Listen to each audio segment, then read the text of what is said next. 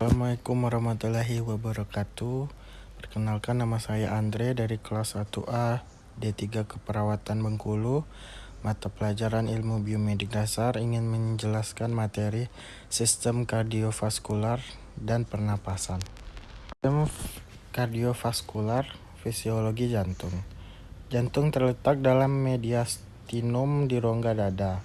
Jantung sebagai organ pemompa darah, pembuluh darah sebagai penyalur darah ke jantung, jaringan. Terdapat pulmonary artery, superior vena cava, atrium kiri, atrium kanan, inferior vena cava, cardiac tendines, ventrikel kanan, ventrikel kiri, dan miokardium, dan serta papillary muskular. Bagian dari jantung yang penting: atrium kanan, tempat penyimpanan darah dan sebagai penyalur darah dari vena-vena sirkulasi sistemik ke dalam ventrikel kanan. Atrium kiri, menerima darah yang sudah dioksigenasi dari paru-paru. Ventrikel kanan, menerima darah dari atrium kanan dan melanjutkannya ke saluran ke paru-paru. Ventrikel kiri, menerima darah yang kaya oksigen kemudian dipompa ke aorta dan organ tubuh. Katup jantung. Ada 4 katup yang berfungsi mempertahankan aliran darah secara melalui bilik-bilik jantung. 1. Atrium ventricularis, memisahkan atrium dengan ventrikel. Tricuspidalis, terletak antar ventrikel dan atrium kanan. Mitralis atau bicuspidalis, memisahkan atrium dan ventrikel kiri. 2. Katup semilunaris, memisahkan arteria pulmonaris dan aorta dari ventrikel yang bersangkutan. Katup aorta terletak antara ventrikel kiri dan aorta. Katup pulmonaris, ventrikel kanan dan arteria pulmonaris. Sirkulasi sistemik. Dari arteria menuju arteriola, dari arteriola menuju kapiler, dari kapiler menuju venula, dari venula menuju vena. Sistem konduksi. Jaringan konduksi memiliki sifat-sifat: 1. Otomatisasi, kemampuan menghasilkan impuls secara spontan. 2. Ritmisasi, pembangkitan impuls yang teratur. 3. Konduktivitas, kemampuan untuk menyalurkan impuls. 4. Daya rangsang, kemampuan untuk menanggapi stimulasi. Impuls jantung berasal dari nodus sinoatrialis atau SA, pemacu alami dari jantung. Impuls dari jantung menyebar dari SA, sistem penghantar khusus atrium, dan ke otot atrium berkas Bachmann yang mempermudah antaran ampul dari atrium kanan ke atrium kiri. Dari nodul atrioventricularis, AV merupakan jalur normal transmisi impuls antar atrium dan ventrikel. Sirkulasi kecil. Dari darah, oksigen menurun, karbon dioksida meningkat. Dari darah ke jantung, dari serambi kanan ke bilik kanan, dari bilik kanan ke paru-paru. Melepas CO2 dan menyerap oksigen. Sirkulasi besar. Darah yang penuh O2 ke serambi kiri, dari serambi kiri ke bilik kiri, dari bilik kiri ke aorta dan organ tubuh. Fase-fase siklus jantung. 1. Mild diastole, atrium dan ventrikel istirahat. Darah atrium menuju vena, menuju katup A ventrikel.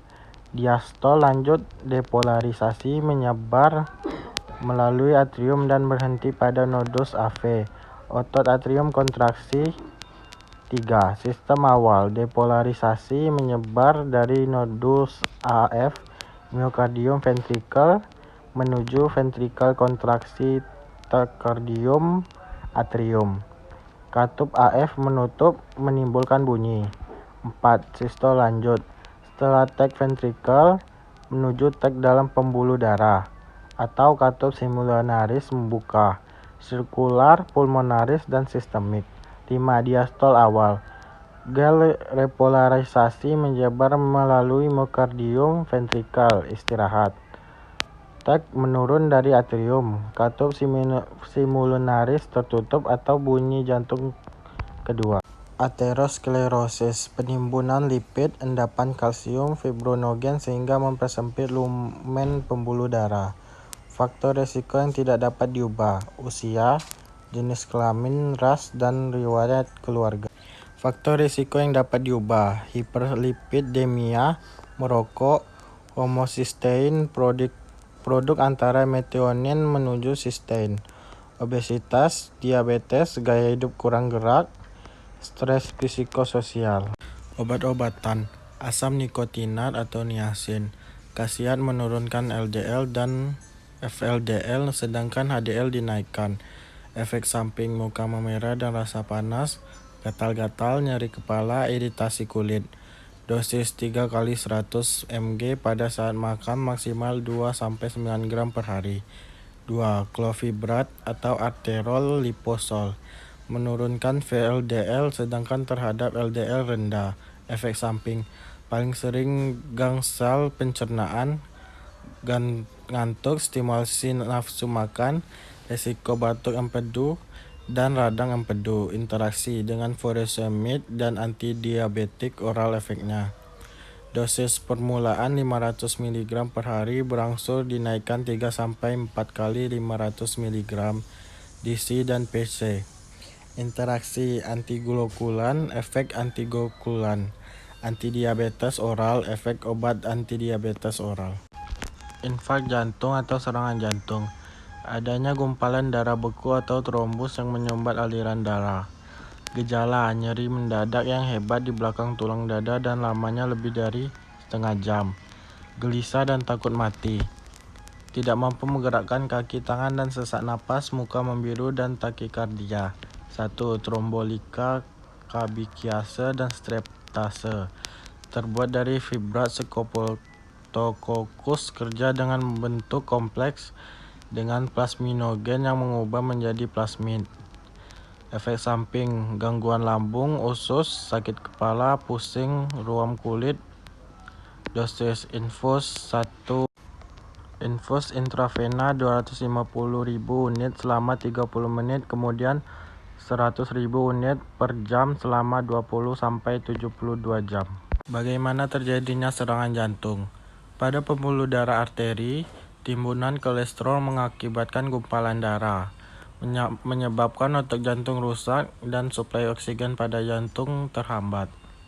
Sistem pernapasan. Pernapasan atau ventilasi adalah proses pergerakan udara masuk dan keluar dari paru-paru untuk memfasilitasi pertukaran gas dengan lingkungan internal tubuh, terutama dengan memasukkan oksigen dan membuang karbon dioksida.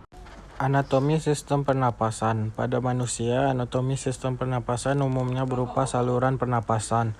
Saluran tersebut dibagi menjadi saluran pernapasan atas dan bawah. Saluran atas meliputi hidung, rongga hidung, sinus paranasal, faring, bagian laring di atas pita suara.